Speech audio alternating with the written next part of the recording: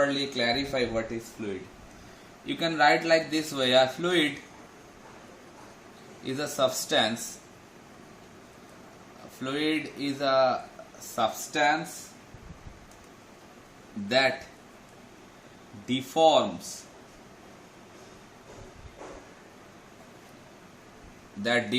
continuously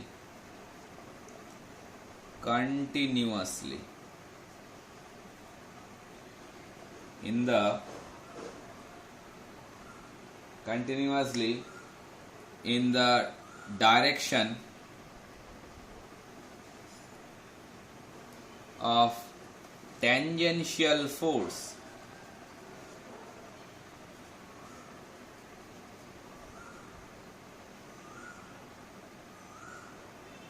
due to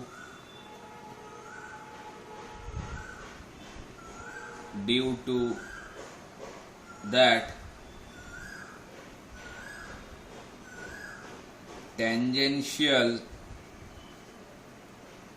shear stress will be produced.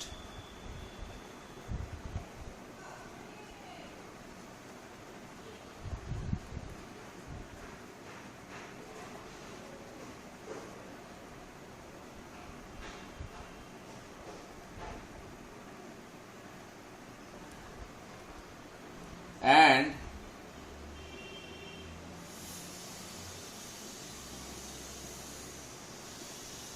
a fluid is a substance that deforms continuously in the direction of tangential force applied on it. Tangential force applied on it. And due to that, tangential shear stress will be produced.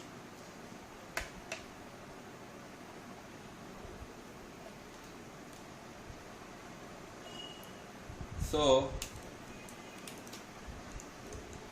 this shear stress constitutes a fluid to flow. পুরো ব্যাপারটার মধ্যে বলতে চাওয়া হচ্ছে এটা, a fluid is a substance that deforms continuously deform করবে in the direction of tangential force. If you apply some tangential force on the fluid, then obviously that fluid continuously deform in the direction of that applied tangential force. एवं tangential force एর application के साथ साथ कौन सा force आ जाता है? tangential shear force. So tangential shear force मतलब as a result of that shear stress will be produced. So basically, if we thus and the last line I have written, this shear stress constitute a fluid to flow. This shear stress forces that fluid to flow in a particular direction. In which direction? In that particular direction you have applied the shear force. যদি সোজা ভাষায় বলি তাহলে হচ্ছে এরকম ব্যাপারটা, আমরা জানি একটা যদি সলিড সারফেস হয়, solid surface if you apply the tangential shear force, that solid will offer some resistance to you. That means it will not deform easily. Again repeating my word, suppose you have supplied a tangential force on any solid surface. Obviously that solid will offer some amount of resistance to that shear force, and you have to increase the amount of shear force by which the solid will show you some amount of deflection in the direction of tangential force. But in case of fluid, what happens? I can show you a small picture here. Suppose we are assuming this one is a kind of a fluid flow is occurring. Okay. Now I am taking a linear vertical line. Suppose this is point 1 and this is point 1 prime. That means all these are different layer of a fluid. It can be gas, it can be liquid. That means fluid can be gaseous in state or can be liquid in state. Suppose this is a kind of fluid which is flowing and I am assuming a particular vertical plane like this vertical line, and this one point and one prime point showing you the intersecting point with this vertical plane to any layer of the fluid. এগুলো হচ্ছে imagine করে নাও they are different layer of fluid. One prime is the intersecting point of that layer with this vertical plane, and one is the intersecting point of a different layer with the vertical plane. Now suppose I am applying a tangential force on this top surface. Obviously tangential force is known as shear force, and that is the produced shear stress. It is a symbol of tau. This symbol is known as tau. Strength of material में ये सब हो गया होगा. Tau is look like this one. TAU, tau. It is not a English one, it's a Latin alphabet. So shear stress can be designated by this kind of symbol, which is known as tau. So due to this tangential force, a stress will be developed in this particular plane. That means this vertical line or vertical section obviously will be deflected like this way. This is the bottom plane of the fluid flow. Suppose it is considering a river it bottom surface টা কি river এর bed, তার মানে এই যে bottom surface এ কিন্তু এই পয়েন্টটা ধরে নিতে হবে একদম fixed, rigidly fixed. So when you are applying a tangential force on the top surface, as a result of that, this vertical plane will be shifted like this manner. So I am naming it by 2 prime and this is 2. You can see this 1, it is being shifted to 2, 1 prime it is being shifted to 2 prime. If you gradually increase the amount of tangential force, it can shift like this way also. Suppose this is 3 prime, this is 3.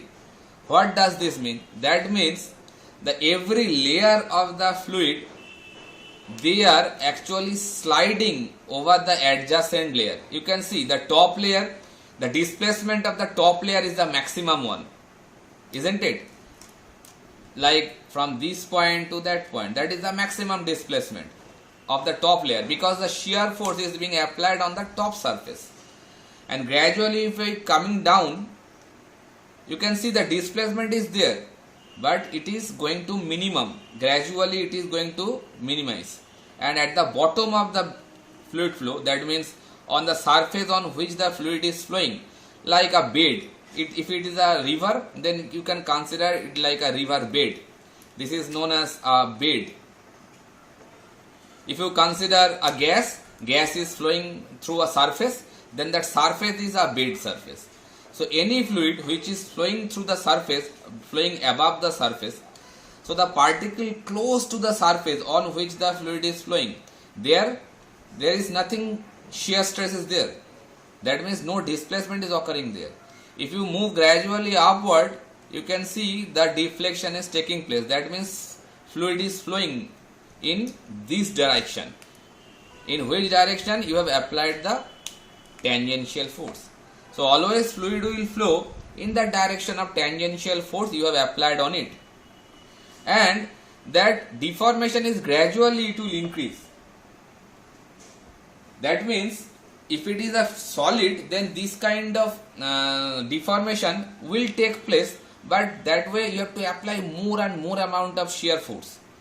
But if it is a fluid, it will readily, it is very ready to get deformed. थोड़ा सा भी तुम shear force डालोगे तो वो तुरंत deformation चालू कर देगा, मतलब flow चालू कर देगा.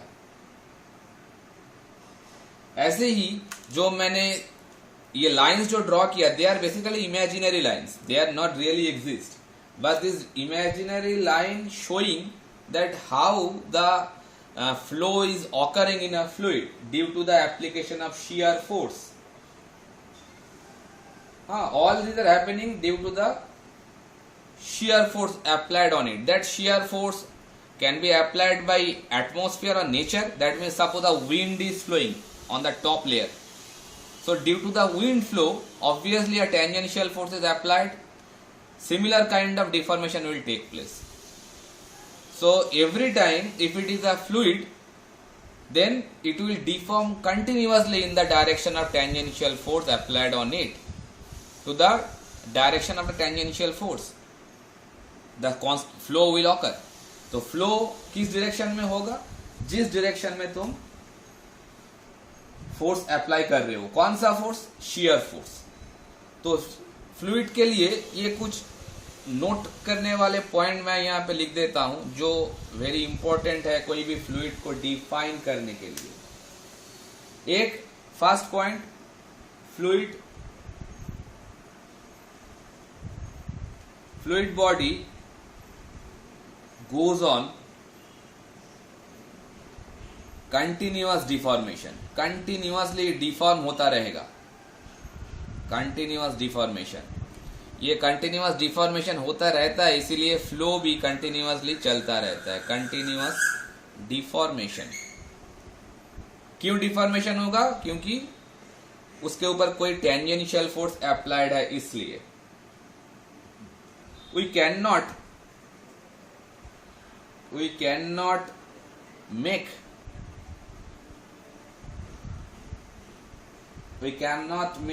a fluid at rest. Fluid को कभी भी रेस्ट कंडीशन में तुम ला नहीं सकते. ठीक है. Next important thing is solid material. जो भी तुम जानते हो, solid is all solids having a memory. ये बात मैं क्लियर करता हूं, पहले लिख लो. by which it regain its initial state after removing the load. इसका मतलब क्या है? इसका मतलब ये है, suppose you have applied any force on A solid object, obviously some deformation will take place. If you remove the load, then it will try to regain its original state. For solid I am talking about. So solid has actually, that's why I am telling you, all solids having a memory. It is a virtual one, not like 2 GB or 3 GB memory card is inbuilt inside a solid, not like so.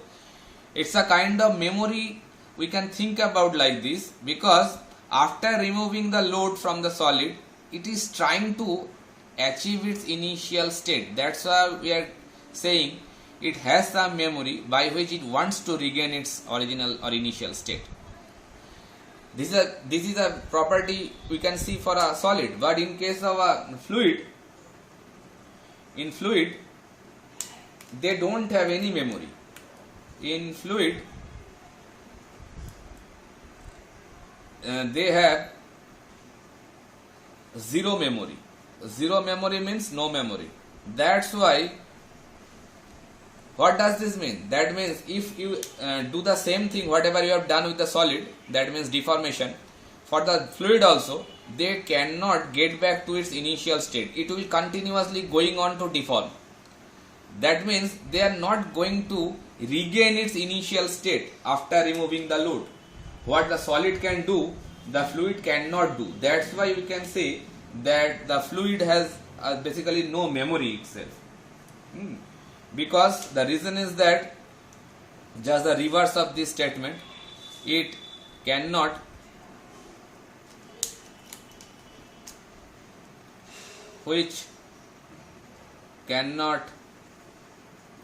regain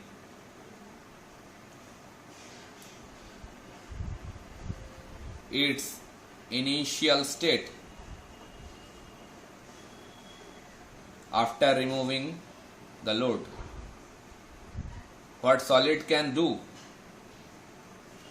fluid cannot do. ठीक है. तो ये जो भी point मैंने लिखा, ये सभी के लिए, फ्लूइड के लिए काफी इंपॉर्टेंट है. और एक पॉइंट भी लिख देता हूं जो इसके बाद डिस्कशन में इंपॉर्टेंट हो जाएगा. सॉलिड के लिए, कोई भी सॉलिड के लिए शियर स्ट्रेस, मतलब हम लोग स्ट्रेंथ ऑफ मटेरियल में देखे हैं कि इन सॉलिड्स सॉलिड के लिए stress directly proportional to strain होता है, जिसके ऊपर मॉड्यूलस ऑफ इलास्टिसिटी या मॉड्यूलस ऑफ रिजिडिटी ये सब निकला है। स्ट्रेंथ ऑफ मटेरियल तुम लोगों का हो चुका है ना? Someone communicate with me?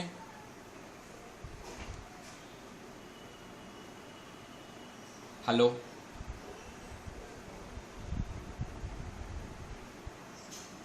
Strength of material तो मतलब छिलो तो आगे।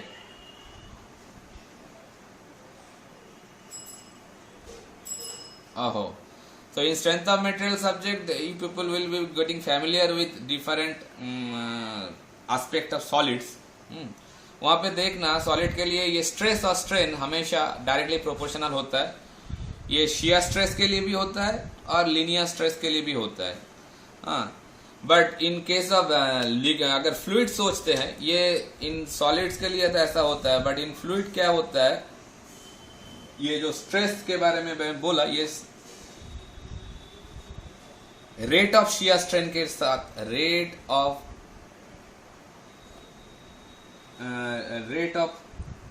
Shear stress rate of shear strain के साथ रेट ऑफ शियर स्ट्रेन इसके साथ डायरेक्टली प्रोपोर्शनल होता है। तो शियर स्ट्रेस अगर हुआ नहीं है तो मैं थोड़ा सा बोल देता हूं। अभी जो मैंने पिक्चर ड्रॉ किया था फ्लूइड के लिए, ऊपर से टेंजेंशियल फोर्स अप्लाई किया है। टेंजेंशियल फोर्स मतलब सर्किल का जैसे टेंजेंट होता है, एक पॉइंट कांटेक्ट होता है कोई भी टेंजेंट, तो टेंजेंशियल फोर्स मतलब ऊपर की सरफेस से एक ऐसे निकला हुआ फोर्स, मतलब आउटर पेरिफेरी से जस्ट एक ही पॉइंट में टच करके निकल जाएगा। जैसे हम लोग चांटा मारते हैं सर पे, वैसे। तो वैसे शियर फोर्स के कारण से अगर स्ट्रेस निकलता है, स्ट्रेस क्या है? स्ट्रेस एक मटेरियल प्रॉपर्टी है। स्ट्रेस मतलब कोई भी मटेरियल को तुम अगर डिफॉर्म करने चाहोगे तो वो मटेरियल अंदर से एक रेजिस्टेंस पैदा करेगा, that is a resistance force.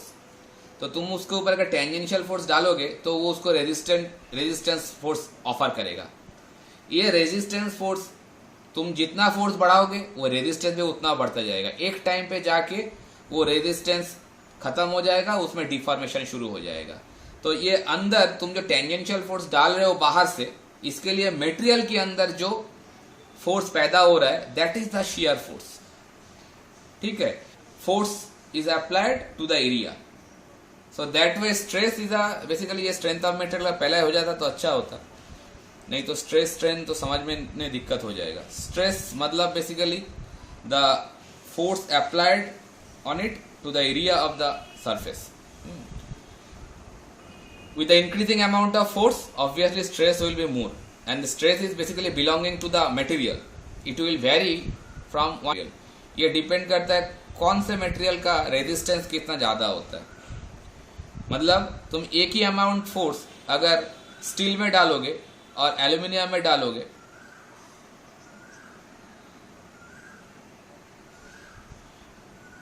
बोलছিলাম যে stress is nothing but a material property. That means what amount of force you are applying on a material from your side, based on that material will offer some resistance.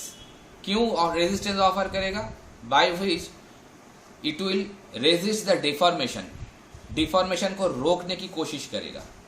कब तक रोक पाएगा? जब तक ये रोक पाएगा तब तक डिफॉर्मेशन नहीं होगा। जब रोक नहीं पाएगा तब डिफॉर्मेशन स्टार्ट हो जाएगा। तो ये जो मटेरियल जो ऑफर कर रहा है that is basically the stress. Stress can be find out nothing but the force to area. What amount of force you have applied to that material divided by the area, that is the cross sectional area, will give you the amount of stress produced inside the material. At the time of strength of material, you people see that unit of stress in SI, that is Newton per meter square, and you know that pressure unit is also Newton per meter square. So that way there is a confusion between stress and pressure. I think you people are knowing with the unit of pressure. So pressure with having a same unit, Newton per meter square. So are they same? Not really. Stress is belonging to the material itself. Material will produce some internal stress just to deal with the applied force from outside. It is dealing with the material itself. But pressure, whatever you are applying from outside, due to that, the pressure will be generated. So pressure you are applying on the material. You are the responsible factor. You are applying on pressure on the material, and material will produce a stress. Understood or not?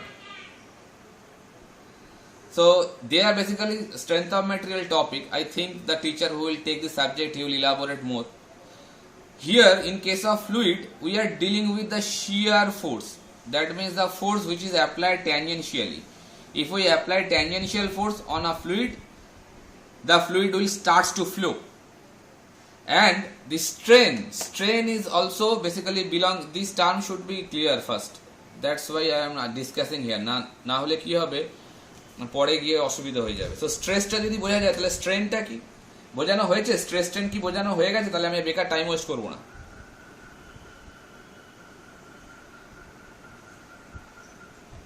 ধের বা শুরু না হলে তো আমি শুরু করতে গিয়ে আমার প্রবলেম হয়ে যাবে, কারণ introduction in fluid deals with these particular terms. Strain is nothing but the change in dimension. If we say linear strain, আমি যদি বলি linear strain তাহলে বলবো change in length. লেন্থে কতটা চেঞ্জ হচ্ছে to the initial length. That means এটা সবসময় যে লেন্থেই হবে তার কোনো মানে নেই। যদি এটা lateral strain হয় তাহলে বলবো change in diameter. তার মানেটা কি? মানে হচ্ছে when you are increasing the amount of force, as a result of that one time the deflection will be started. So what amount of deflection is occurred, that is the change in length. Suppose initially it was L1 length, after deflection it is converted into L2 length.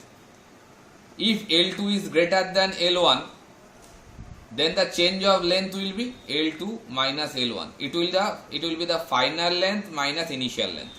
That will give you the change in length, and divided by initial length, that means L1. That will give you the strain, strain. Strain is basically a ratio between two length. That's why it is unitless. Understood? So in case of, this is a linear strain, but I am talking about shear strain, because in case of fluid flow, shear strain will be the dominating factor, not the linear strain. So first know the strain, then I will clarify shear strain. So this kind of strain will be used in case of strength of material subject.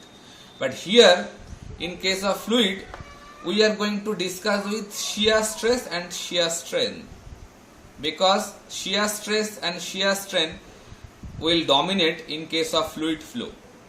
मतलब tangential force application होने के कारण से जो stress develop होगा और जो strain होगा, that is shear stress and shear strain. So ये पहले शियर स्ट्रेन तो पहले बोलना पड़ेगा. मैंने सोचा कि ये सब स्ट्रेंथ ऑफ मटेरियल में हो गया होगा, नहीं तो ये कुछ समझ नहीं पाओगे. जो मैंने पहले पिक्चर ड्रॉ किया था वही पिक्चर मैंने यहाँ पे भी ड्रॉ करता हूँ.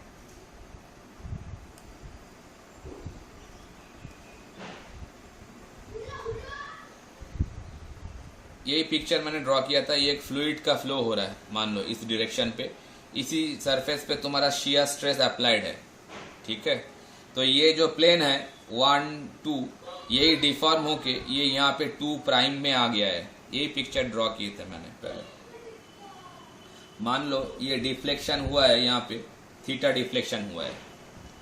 ये जो 1 2 प्लेन 1 2 प्राइम पे आ गया है, इसके लिए जो डिफ्लेक्शन हुआ है मैंने ये थीटा लिया है.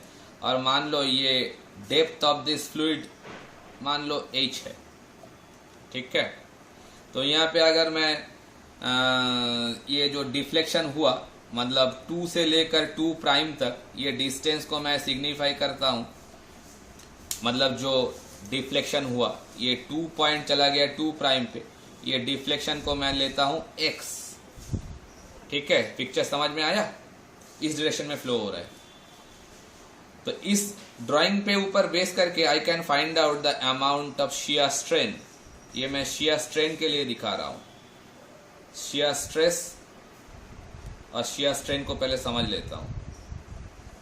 इस पिक्चर में अगर शियर स्ट्रेन निकालना चाहता हूं तो शियर स्ट्रेन होगा ये amount of deflection and the height x by h. What amount of deflection is occurred? I have described this x and what is the depth of fluid, that is h. So that will be the shear strain. It can be described like this also, tan theta. Tan theta, what will be the amount of tan theta? Perpendicular to base. So perpendicular is x and base is h. So it is also a shear strain. It can be expressed by tan component of the angular deflection. Okay. If the theta is very very small, if theta is very very small, then the tan theta can be assumed like theta. Okay, so theta will be x by h. So this theta is also known as shear strain. If we use this theta value, then it will be the angular deflection, and if you take this x value, then it's a linear deflection. So shear strain can be expressed by x by h also or by theta also. So it can be expressed by x by h or it can be expressed by theta also. That is nothing but the shear strain. And shear stress, if you want to find out here, what will be that? That is expressed by tau. So what amount of shear force you have applied, suppose I am expressing it Fs, that is the tangential force. Okay. And if you take the area, which area you should take? The cross-sectional area on which the force is applied. That way you can find out the amount of shear stress. Okay. So this shear stress and shear strain will be the important parameter for any fluid flow. That's why I have described these things. Otherwise, shear strength, shear stress, these are basically strength of material things. Okay. Here it will be needed. Just now it is going to be used. That's why I am expressed. Okay.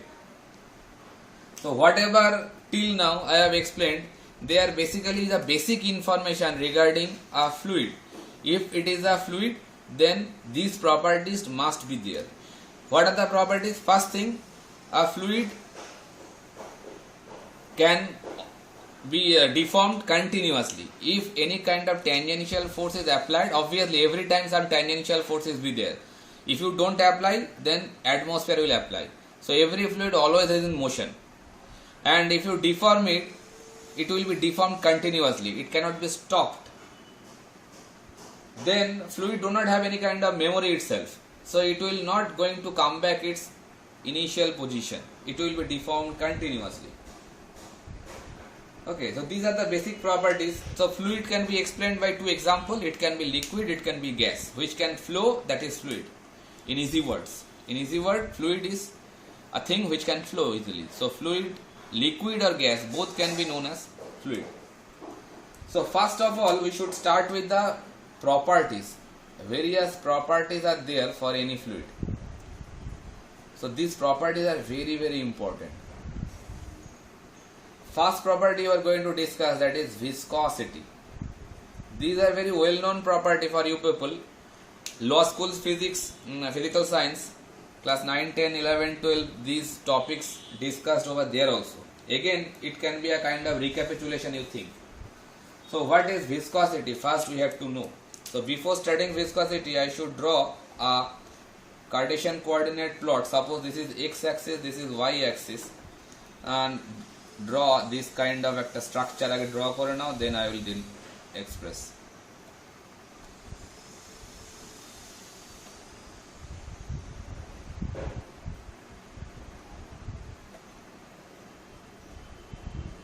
ठीक है.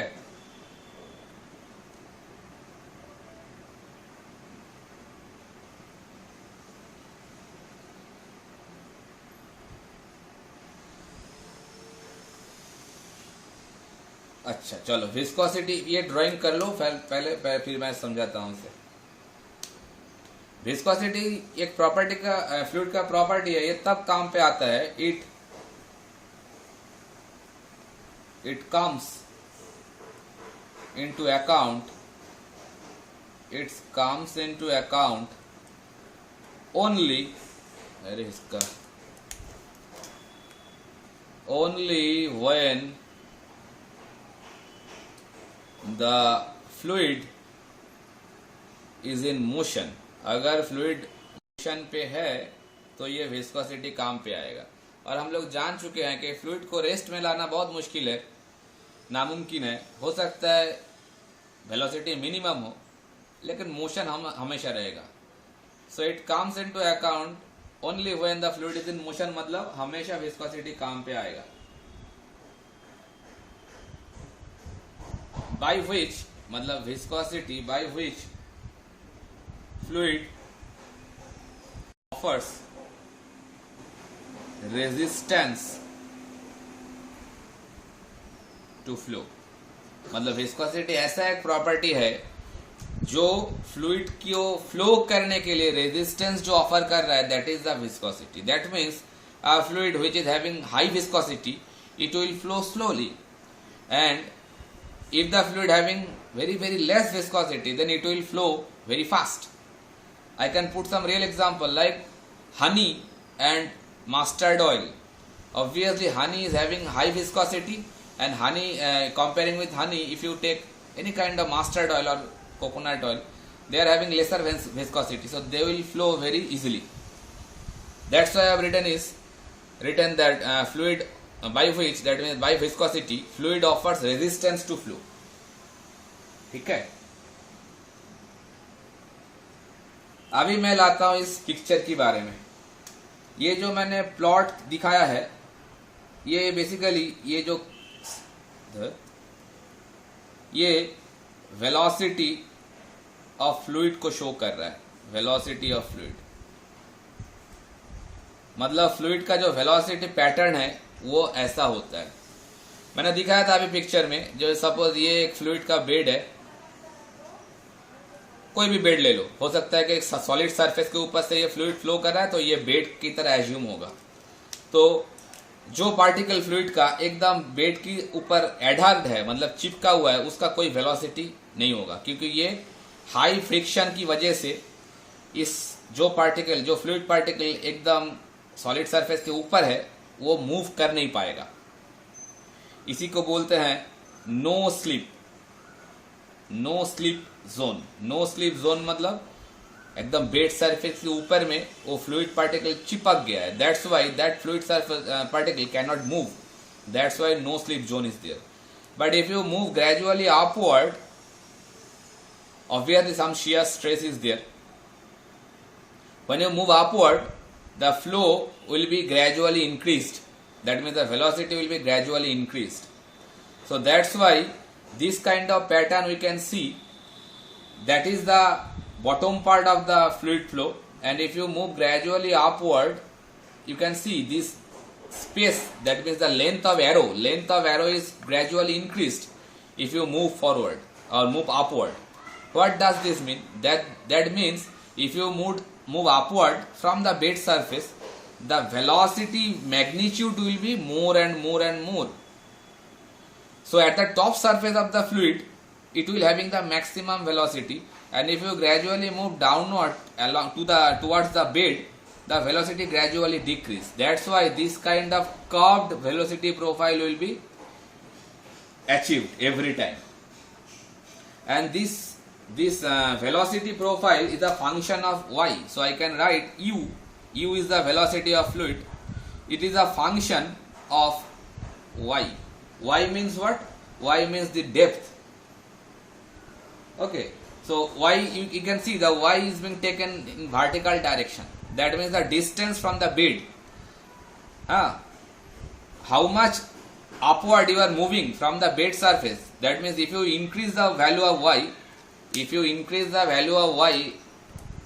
y upward arrow, that means if you increase the value of y, according to that u will also increase gradually. Understood? And that is this kind of flow profile, it is basically known as velocity profile. This structure is known as velocity profile.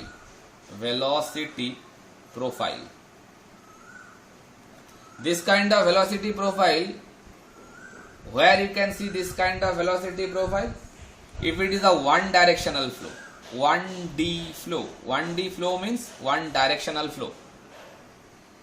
मतलब हर एक layer of the fluid flowing parallel to each other. That means it is a parallel flow. It's a hypothetical one. It cannot be achieved practically.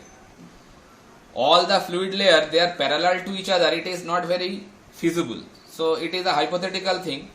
If the velocity is a parallel, one directional parallel flow, then that kind of velocity profile can be achieved.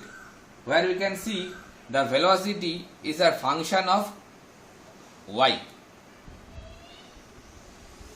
Okay. So this way the velocity, you can see that at the bottom of the fluid surface it will be minimum, and at the top of the fluid surface it is maximum. And what is this y? Y is actually the depth from the bed surface. Understood? अगर किसी को कोई problem है तो बोलो.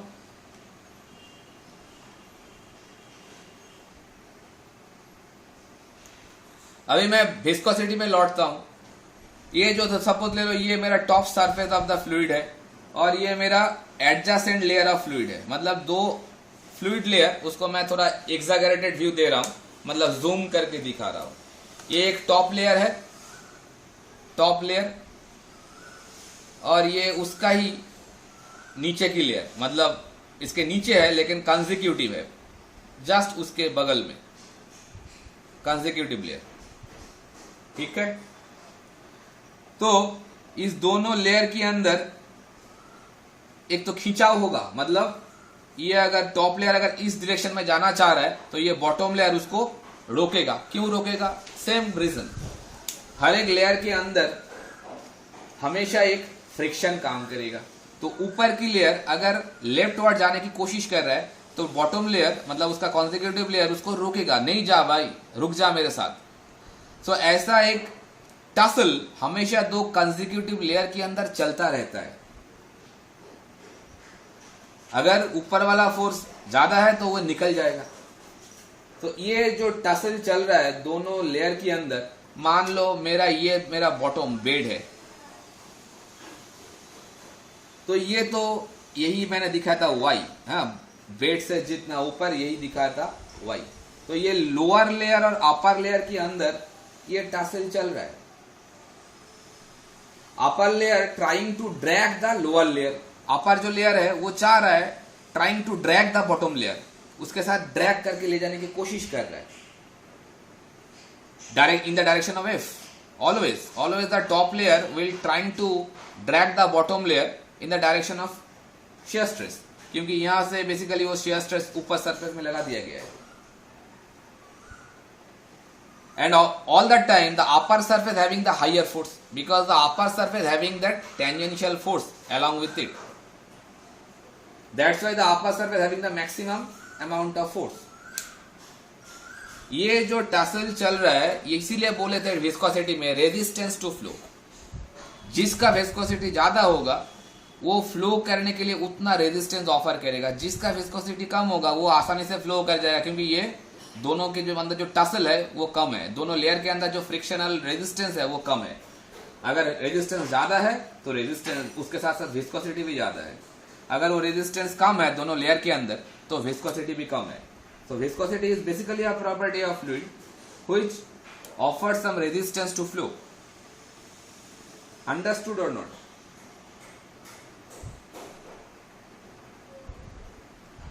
अभी इसी point के ऊपर न्यूटन्स का एक बड़ा एक्सपेरिमेंट है. न्यूटन हर जगह में है. न्यूटन बोला है, एक पैरेलल प्लेट एक्सपेरिमेंट किया है उसने. न्यूटन्स लॉ ऑफ विस्कोसिटी बोलते हैं इसे, न्यूटन्स लॉ ऑफ विस्कोसिटी. उसने एक एक्सपेरिमेंट किया दो पैरेलल प्लेट को लेके. यही एक्सपेरिमेंट किया था. करने के बाद उस एक्सपेरिमेंट से जो फाइनली निकला उसी को हम लोग न्यूटन्स लॉ ऑफ विस्कोसिटी बोलते हैं. We know that Newton's third law कि every action must have equal and opposite reaction. वही पहले दिखाए थे. ऊपर की सरफेस में एफ तो नीचे की सरफेस में भी एफ, लेकिन उल्टे डायरेक्शन में काम करेगा. इसी के लिए दो फोर्स कभी भी सिंगल नहीं आता है, फोर्स हमेशा पेयर में आता है, इसीलिए बोला जाता है. ये भी स्ट्रेंथ ऑफ मटेरियल में आना चाहिए डिस्कशन में. तुम जब भी किसी भी डायरेक्शन में एक फोर्स लगाओगे तो तुरंत उसके उल्टे डायरेक्शन में एक फोर्स ऑटोमेटिकली आ जाता है, जिसको हम लोग रिएक्शन फोर्स बोलते हैं. यहाँ पे भी जो दो फोर्स लेयर के अंदर दो फोर्स दिखाए, एक फोर्स हम लोग अप्लाई किए हैं tangentially at the top surface, but उसके नीचे की सरफेस में जो फोर्स मैंने दिखाया वो automatically generate, that is the reaction force, it is the opposing force. ठीक है, तो न्यूटन ने क्या बोला, न्यूटन ने यही एक्सपेरिमेंट किया, दो पैरेलल प्लेट को लेके, एक प्लेट ऊपर रखा एक प्लेट नीचे रखा, उसके अंदर फ्लूइड भर दिए। ये पैरेलल प्लेट एक्सपेरिमेंट से जो निकला, वो एक्सपेरिमेंट का फाइंड आउट ये था कि shear stress is nothing but gradually directly proportional to the du dy. That is the law of Newton of viscosity. इसी को बोलते हैं Newton's law of viscosity. Basically by this experiment he proves that shear stress is also a function of y. जैसे velocity इस function of y है, वो experiment करके देखा कि शियर स्ट्रेस भी इस y का ही फंक्शन है, मतलब जितना ये डेप्थ बढ़ता रहेगा उतना शियर स्ट्रेस भी बढ़ता रहेगा। उसका फाइंड आउट ये था, इसी को थोड़ा मॉडिफाई करके ये फॉर्म आया कि shear stress is directly proportional to the du by dy। ये du बाई dy ये टर्म क्या है? du मतलब चेंज इन वेलोसिटी, u तो वेलोसिटी है, कुछ ही देर पहले बोला था, तो du क्या है? du है चेंज इन वेलोसिटी, और dy क्या है? Change in depth.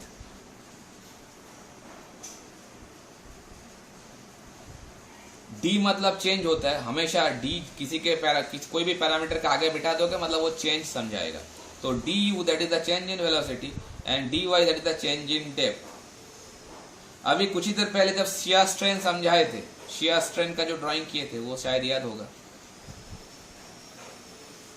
यहां से यहाँ ये जो डिस्प्लेसमेंट है और यहां से यहाँ जो डेप्थ था, इसको मैंने बोले थे h और इसको बोले थे x।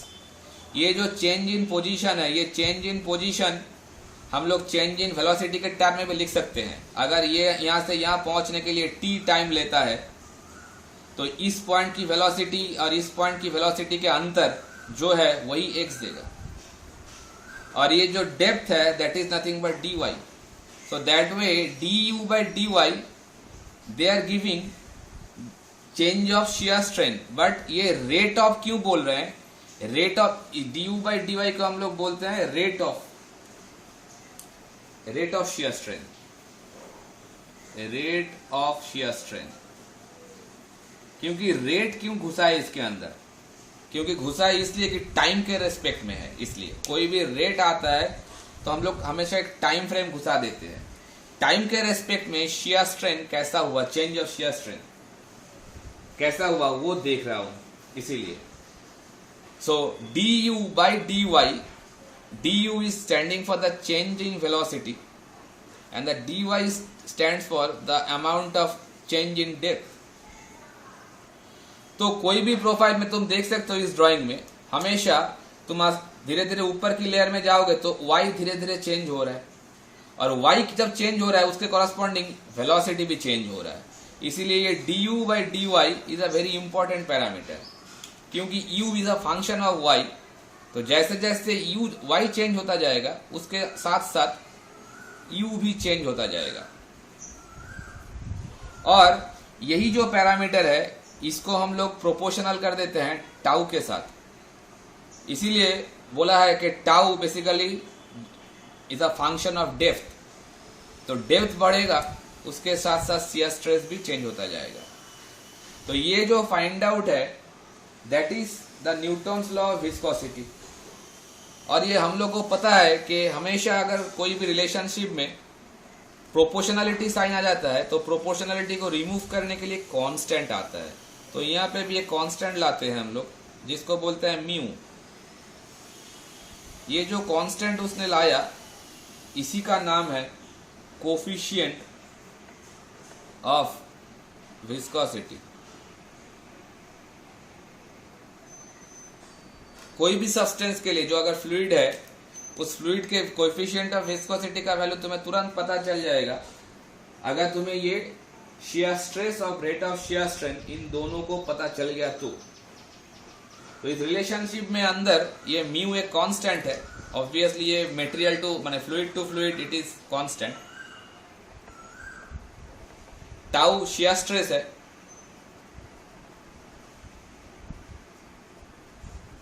और du by dy that is shear strain है, और इसको बेटर बोलते हैं रेट ऑफ शियर स्ट्रेन। बहुत सारा किताब में शियर स्ट्रेन लिखा हुआ है, लेकिन rate of shear strain actual term है। इसको हम लोग वेलोसिटी ग्रेडियंट भी बोलते हैं, वेलोसिटी ग्रेडियंट। सो ये जो न्यूटन्स लॉ ऑफ विस्कोसिटी है, इससे हम लोगों को बहुत चीज उसके बाद क्लियर हुआ। जैसे इस लॉ के ऊपर डिपेंड करके न्यूटन ने बहुत सारे टाइप्स ऑफ फ्लूइड को डिफरेंशिएट कर दिया है। मतलब न्यूटन्स लॉ ऑफ विस्कोसिटी के ऊपर बेस करके न्यूटन ने टाइप्स ऑफ फ्लूइड को थोड़ा डिफरेंशिएट किया है। टाइप्स ऑफ फ्लूइड को समझाने के लिए और एक प्लॉट मैं इस साइड में ड्रॉ कर देता हूं। ऐसा पहले एक स्ट्रेट लाइन दिखाता हूं। ये जो मैंने स्ट्रेट लाइन दिखाया है, ये स्ट्रेट लाइन पहले मैं दिखा देता हूं कौन सा ऑर्डिनेट में क्या है, एब्सिसर में क्या है। ये एब्सिसर में दिखा रहा है वो velocity gradient that is du dy, और वर्टिकल एक्सिस दैट ऑर्डिनेट में दिखा रहा है tau that is shear stress. इसी प्लॉट के ऊपर न्यूटन ने बहुत सारा फ्लूइड को डिफरेंशिएट किया है, देखो कैसे। तो अभी तो देख रहे हो, अगर जो fluid tau versus du by dy, इसी इक्वेशन को अगर हम लोग ग्राफिकली रिप्रेजेंट करें तो क्या मतलब क्या है, du dy जितना बढ़ेगा टाउ उतना बढ़ेगा, du dy जितना कम होगा टाउ उतना कम होगा, मतलब लिनियरली प्रोपोर्शनल। ये जो ग्राफ मैंने दिखाया ओरिजिन से निकलता हुआ straight line, that is the graph which is signifying, which is expressing tau versus du by dy, isn't it? You can see while the du dy is 0, tau is also 0. Now gradually you are increasing the value of du dy, you are getting the more value of tau. They are similarly you can see like this. du dy का value जो बढ़े उसके साथ साथ tau का value भी उतना बढ़ रहा है। That's why a straight line which is passing through the origin, that is, and obviously it must be a straight line, mind it, that is showing this is uniform shear stress. मतलब shear stress बढ़ रहा है, लेकिन rate of shear stress जो increment है वो constant है। तो यहाँ पे शियर स्ट्रेस और shear strain, rate of shear strain, they are directly proportional. ये बढ़ रहा है जितना वो उतना बढ़ रहा है, ये जितना कम हो रहा है वो भी उतना ही कम हो रहा है। So tau versus du dy, if you want to plot on this particular Cartesian coordinate system with respect to tau as ordinate and du dy as abscissa, then it will be look like this. So the fluid which obeys this Newton's law of viscosity, those fluids are known as Newtonian fluid. So the fluid which obeying this law, which law? This Newton's law of viscosity, they are known as Newtonian fluid. Newtonian fluid. So what are the Newtonian fluid which obeys this Newton's law of viscosity? They are known as Newtonian fluid, like water, air, or any oil or mercury. These are basically Newtonian fluid. They obey these laws ekdam word to word. Now obviously if some fluids obey, obviously there will be some fluid which do not obey. So if those fluids do not obeying this law, they will be following this kind of curve like this. If some fluids are there who do not obeying the Newton's law of viscosity, they will give you this kind of profile. Okay, and fluid who do not obey this kind Newtonian laws, Newton's law of viscosity, they are known as non-Newtonian fluids. I am erasing this part, I have to use this part. Non-Newtonian. Non-Newtonian fluid means a fluid which do not obeying. ठीक है. So if they do not obey the Newton's law of viscosity, then which law they actually obey? They obey this kind of law. Tau is equals to m du dy to the power n. This law is established by Ostwald D. Welle. Ostwald D. Welle model. This law is known as Ostwald D. Welle model.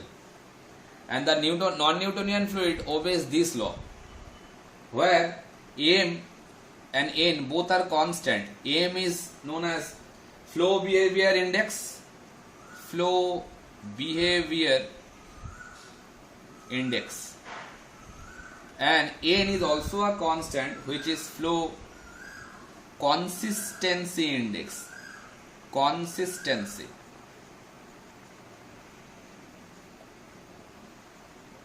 Both of these fluid, I have shown you the two diagram and two curve for non-Newtonian fluid. The top one, if the n, that means the power of this law, this is the power, if n is less than 1, then it will follow the upper one, and if it is n greater than 1, then it will follow the lower one.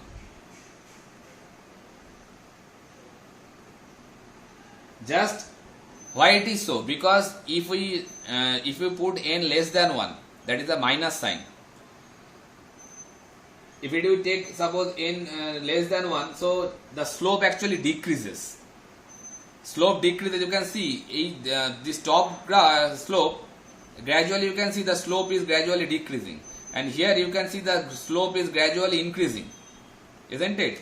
If you draw a horizontal line, if you draw some tangent over every point, you can see the tangent having the gradually increasing angle with the horizontal surface.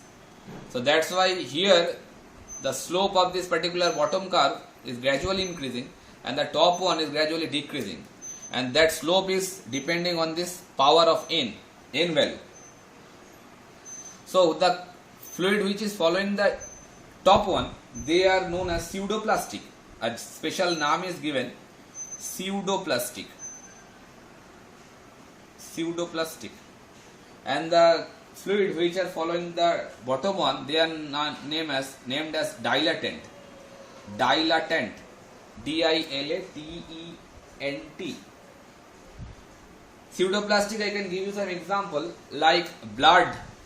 Pseudoplastic example like blood or milk.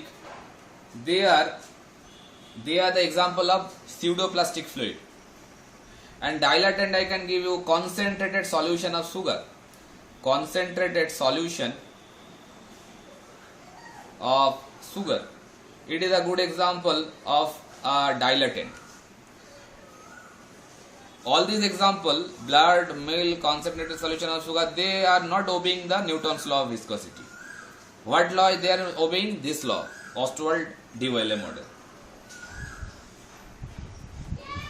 Understood?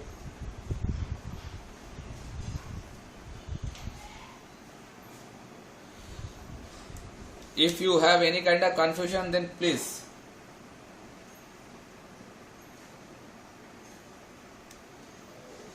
So this model is actually known as power law model. This model, that means Ostwald D. Welle model, is also known as power law model. Okay. So I can remove this part. Now for Newtonian fluid, I have written tau equals to mu du dy. So from there I can write mu equals to tau du dy. So for Newtonian fluid, that will be the value of viscosity. But in case of non-Newtonian fluid, they are obeying this kind of law, isn't it? So here if you do the same thing, I am removing this part. For non-Newtonian fluid, what we can do, if I want to find out, suppose if I change like this, see, m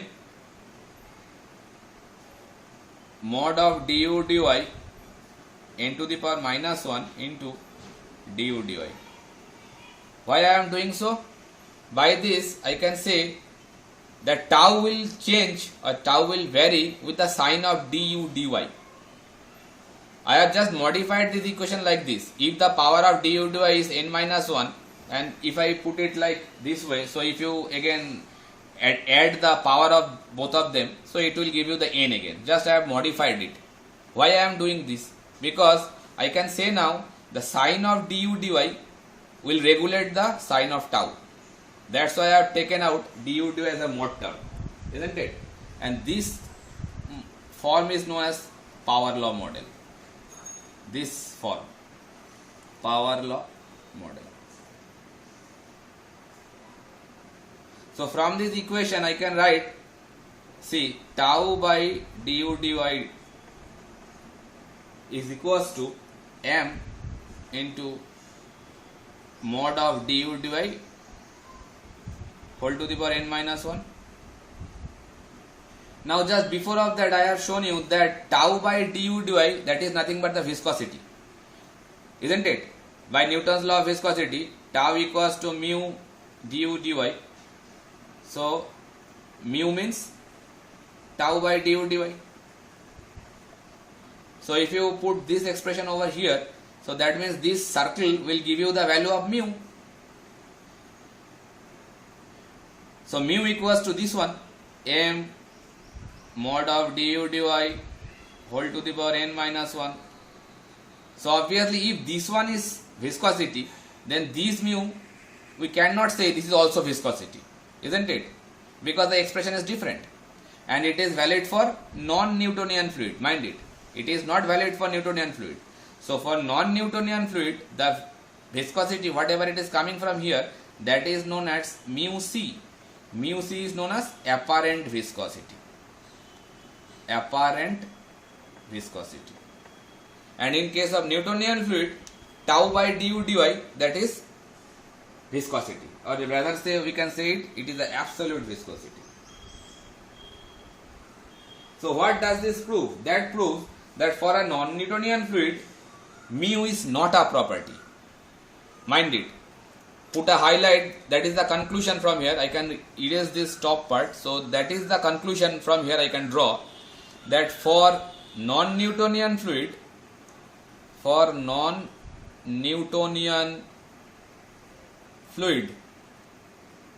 viscosity is not a property of fluid.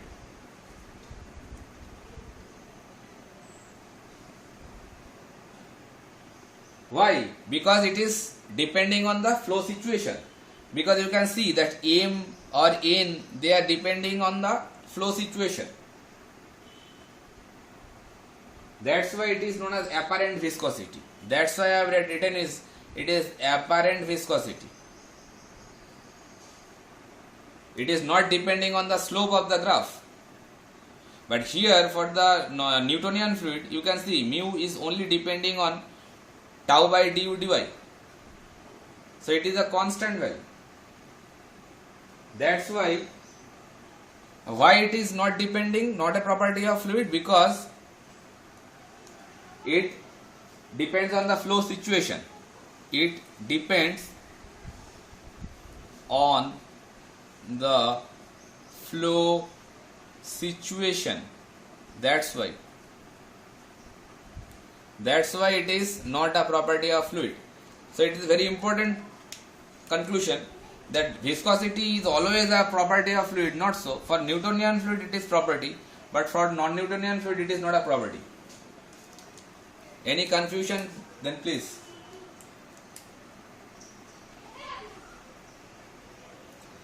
So after crossing Newtonian, non-Newtonian, then one is coming, that is ideal fluid. Ideal fluid. Ideal fluid is which one? These axes. this axis is denoting ideal fluid. What does this mean? That first of all I should clarify that ideal means a hypothetical one. It do not exist in reality. Okay, so ideal fluid means whose viscosity is basically zero. You can see this is the horizontal line. What does this mean? That means there is no shear stress, but the rate of shear strain gradually progressing. If you increase the rate of shear strain gradually, no shear stress is required. That is the horizontal axis expressing you, na? What does this mean? That this means without having any shear stress, the flow will be occurring. That means rate of shear strain is gradually increasing. It is not possible. So, ideal fluid means whose viscosity is actually zero. Whose viscosity is zero. Why it is zero? I think it is clear now. Because viscosity is related with tau to du dy. Now, for this horizontal line, you can see du dy values always will be available to you, but tau always will be zero. So that way I can say the viscosity is zero. That means the flow continuously will be there, but no shear force or tangential force is required for that, and it is not possible actually. Okay, that's why it is known as ideal fluid. Because viscosity is zero means what? Because no resistance to flow. No resistance to flow. Flow automatically will occur. So, ideal fluid can be defined like this. Viscosity is zero, no resistance to flow, no shear stress. All these parameters are included with ideal fluid. Any confusion, then please. And similarly, if we go for the ordinate, this ordinate is known as ideal solid. What does this mean? Ideal solid. The vertical axis is ideal solid. It is also hypothetical one. Ideal never exists. This vertical axis, what it is representing? How much shear stress you are applying, but no rate of shear strain is there. That means no flow is occurring. Dekho, you are increasing the value of shear stress, but no movement in horizontal direction. So what does this mean? That means no deformation, no shear strain. That means no flow. So in case of ideal fluid, shear stress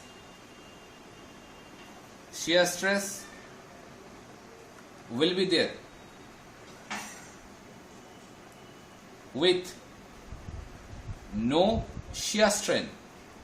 With no shear strain means no flow.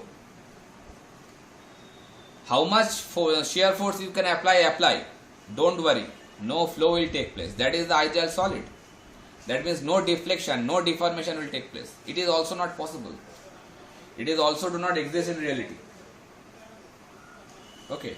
And apart of all this, one more thing is coming over there. That is a very special thing. That is known as ideal Bingham plastic.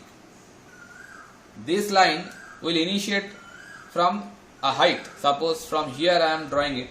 It is known as ideal Bingham. Bingham.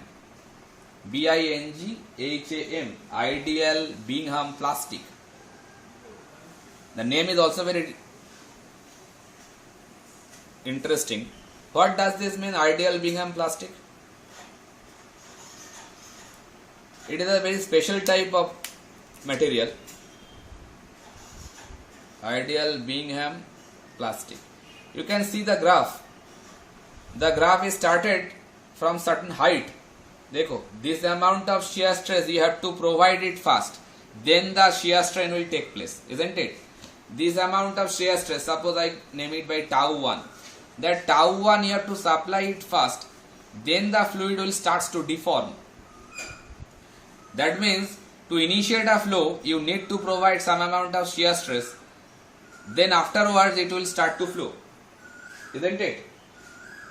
So actually you can say that this kind of substance, I am not saying this is a fluid, this substance requires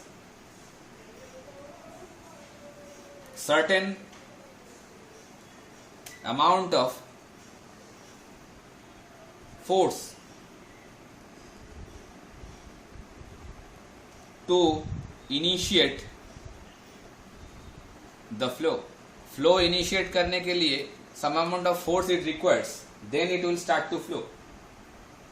Example can be given in this case, that is toothpaste. Every one of us we use every day toothpaste 2 times. You can see that when you squeezing the tube, after application of some amount of force, then that substance will start to flow. Isn't it?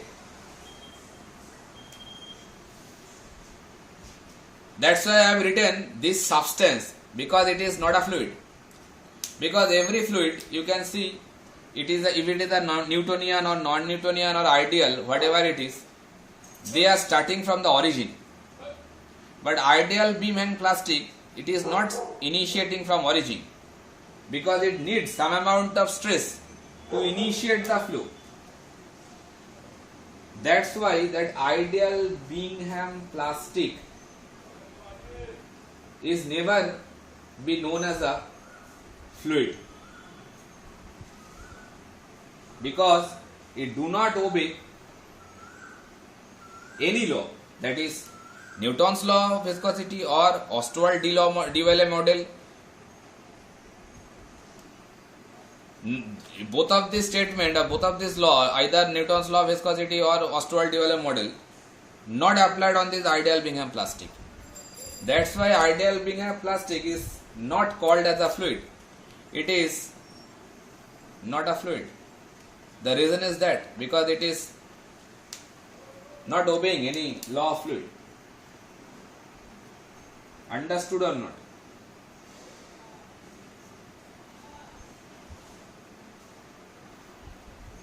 এই ভাই তোমরা আছো না চলে গেছো? হয়ে পড়ছো? প্রচন্ড খারাপ তো লাগছে, বুঝতেই পারছি। কতটা খারাপ লাগছে?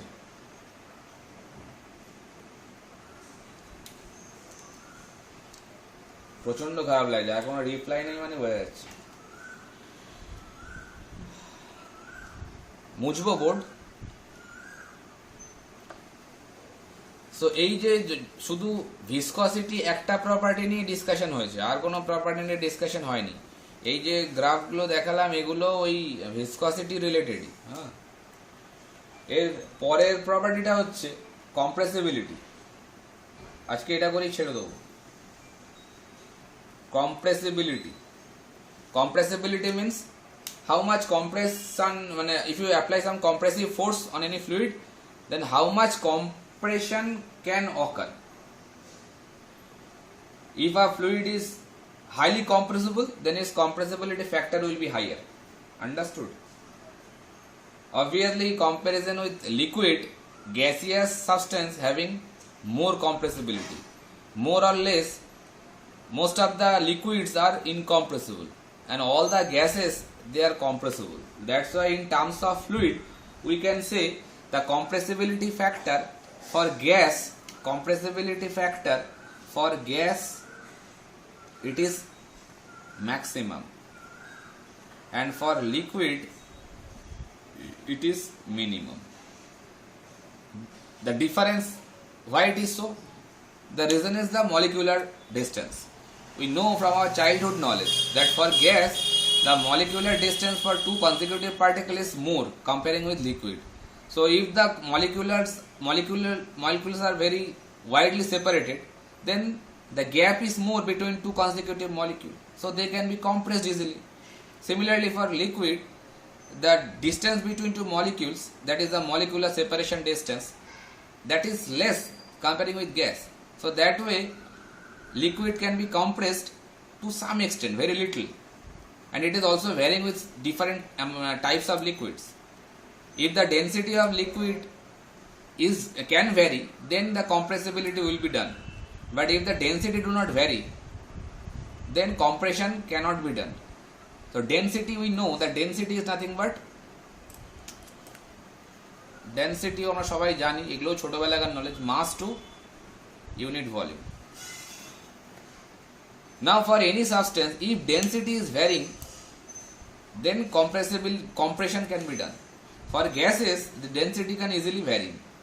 That's why gases are very easily compressible, but not the liquid. Then just to discuss with compressibility, bulk modulus should be clarified.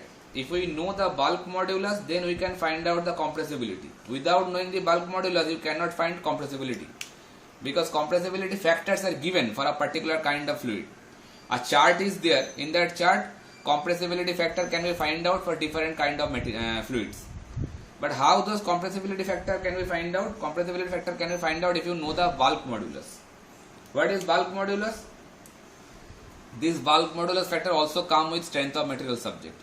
Okay, it is a constant. It is dealing with the volumetric strain. That means if you apply some external pressure on any substance, the volume will be decreased, or it can be increased also if you decrease the amount of pressure.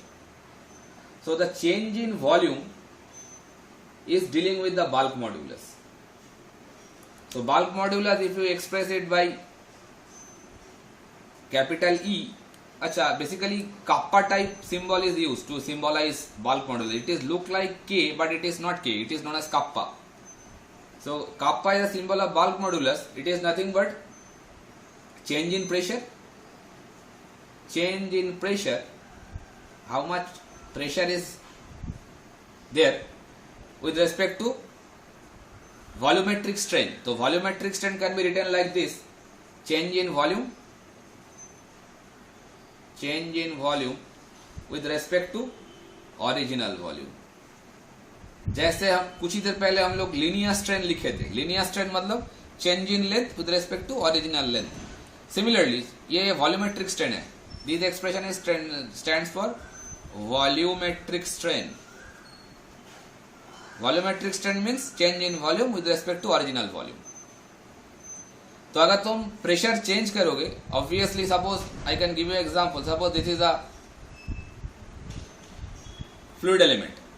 Internal pressure उस fluid element का है P, और outside से तुम उसके ऊपर डाल रहे हो P1.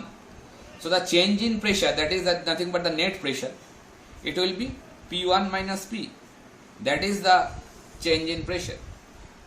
And change in volume means final volume, that is final volume minus initial volume, that is the change in volume. If the final volume is Vf and if the initial volume is Vi, that will give you the change in volume, and the original volume means the initial volume, that is Vi.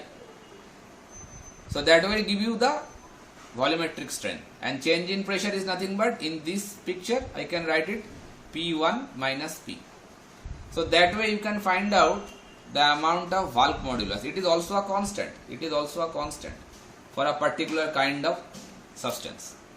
Now if you get the value of bulk modulus, from there you can find the value of compressibility. Compressibility can be expressed by 1 by kappa.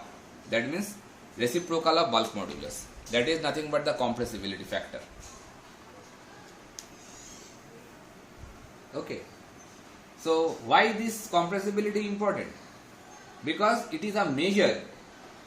This compressibility factor for any substance, it is a measure of its change in volume or density with the application of external pressure. ये जो pressure मैंने बोला, अभी इसको मैं statement में लिख देता हूँ.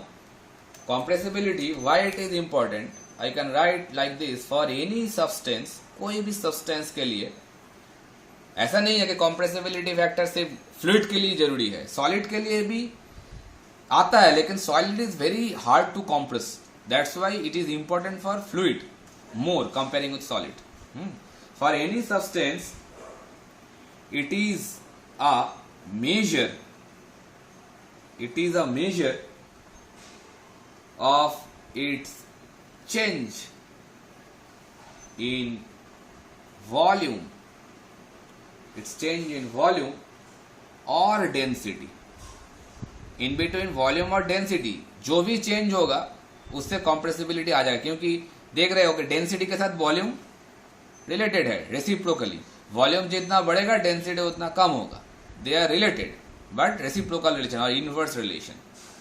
Okay, so it is a measure of its change in volume or density with the application of external pressure. With the application of external pressure, that will define the compressibility factor.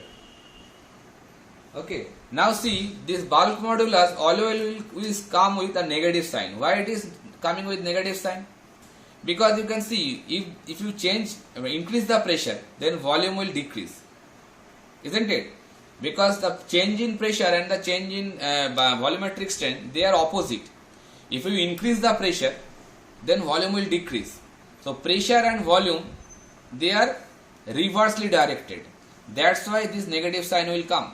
This negative sign will give you the indication that the del P and del V, that means that change in pressure and change in volume, always in opposite direction. Opposite direction. That's why that minus sign will come in case of expressing bulk modulus. Understood? This negative sign only give you the direction, nothing else. I have to consider the magnitude only. But if you see any time the negative sign is given, to understand that negative sign gives you the feel that pressure and volume change, they are opposite in direction.